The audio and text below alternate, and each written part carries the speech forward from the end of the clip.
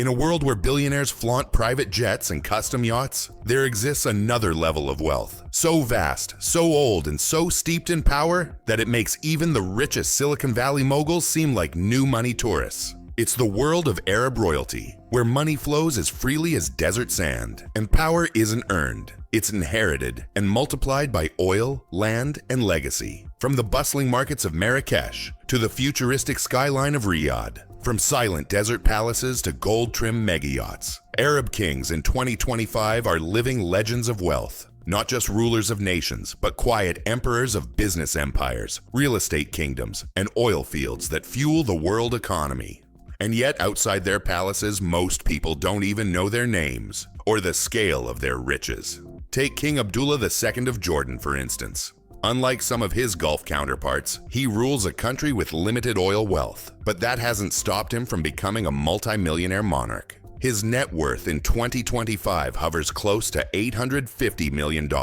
Fluent in English, Arabic, and even with training from the British military, Abdullah blends royal protocol with Western Polish. Behind closed doors, he commands real estate across the Middle East and Europe and has a soft spot for fast cars. So much so that his private collection includes over 100 rare models, from a vintage Ferrari 250 GT to a limited edition Bugatti Chiron Hermes edition. His underground garage reportedly stretches longer than a football field.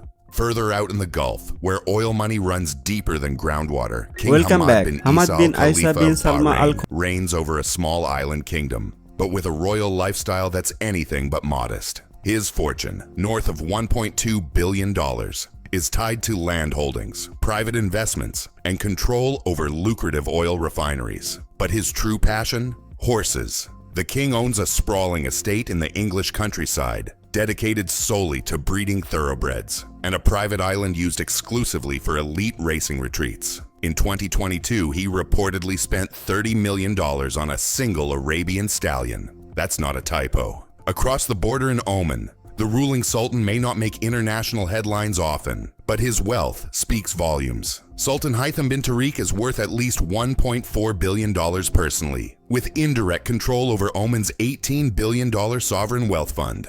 What sets him apart is discretion. A deeply private ruler, he's rarely photographed in public, but those who visited his palace describe walls carved from pure marble, private libraries with thousand-year-old manuscripts, and a fleet of mega-yachts equipped with anti-drone technology. Among his hidden treasures, a collection of antique astrolabes and Islamic scientific instruments dating back to the 9th century. Northwest, in the ancient kingdom of Morocco, King Mohammed VI has taken royal wealth to architectural extremes. His personal fortune is estimated at $2.1 billion, though some claim it's far more once you factor in hidden holdings. Educated in France, he commands one of the largest fortunes in North Africa, with stakes in phosphate mining, banking, and the country's largest conglomerate. But it's his royal palaces that leave people stunned. His primary residence in Rabat, after a recent $500 million renovation, now boasts gold-tiled walls, underground vaults, a fleet of bulletproof Bentleys, and a sprawling private zoo.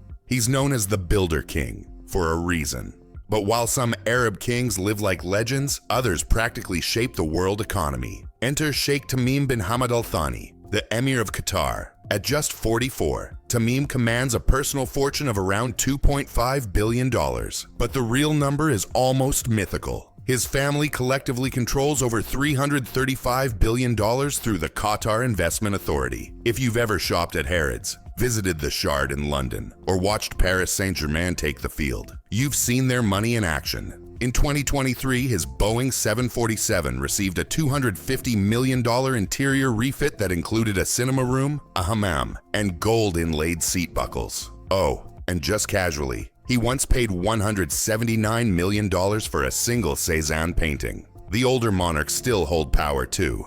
King Salman of Saudi Arabia, now in his late 80s, continues to sit atop one of the world's most powerful thrones. While his personal net worth is estimated around $6 billion, he is also the symbolic head of a royal family whose combined wealth is unmatched, spanning over 15,000 princes and princesses, and linked directly to Aramco, the trillion-dollar oil giant. King Salman owns multiple palaces, including one that reportedly requires a staff of over 3,000 people to operate. His personal jet has its own mobile hospital on board. When he travels, entire airports shut down. Dubai, meanwhile, isn't just a futuristic playground. It's the personal project of Sheikh Mohammed bin Rashid Al Maktoum, the vice president and ruler of the UAE.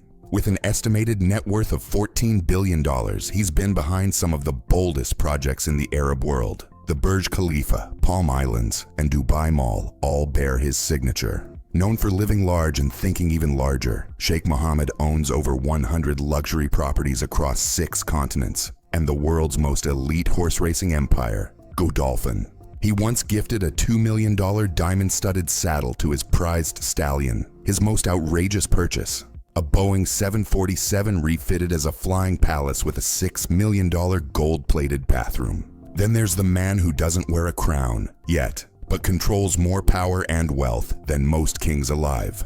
Crown Prince Mohammed bin Salman, or MBS, is the de facto ruler of Saudi Arabia and the architect of its future. At 39, his personal fortune is estimated at $25 billion. He owns the world's most expensive home, a $300 million French chateau with its own moat and underwater sound system. He's also the owner of a $500 million yacht, which includes a dance floor, movie theater, and even a submarine. But MBS thinks bigger. His $500 billion project Neom, a futuristic megacity in the desert, is being built from scratch and is rumored to include an artificial moon and climate-controlled streets. If Dubai is impressive, Neom is science fiction turned reality. And yet even he is just one branch of a tree with deep, golden roots. The House of Al Nahyan in Abu Dhabi, headed formerly by Sheikh Khalifa, who passed in 2022, is a family empire that makes most royal fortunes look quaint. The family's estimated net worth sits at around $150 billion.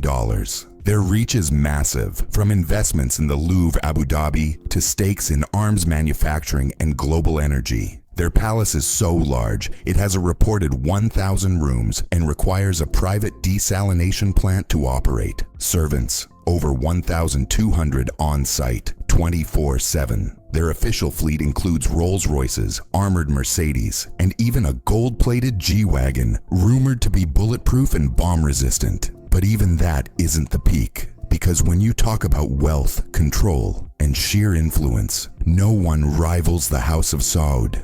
This isn't a royal family, it's a royal empire with more than 15,000 members and a family fortune that hovers around $1.4 trillion. So the next time you scroll past a billionaire flaunting their new Lamborghini or private jet, just remember, there are kings out there who buy countries, not cars, who build cities, not condos, whose wealth is measured not in dollars but in dynasties. Because in the world of Arab royalty, luxury isn't a lifestyle, it's a birthright.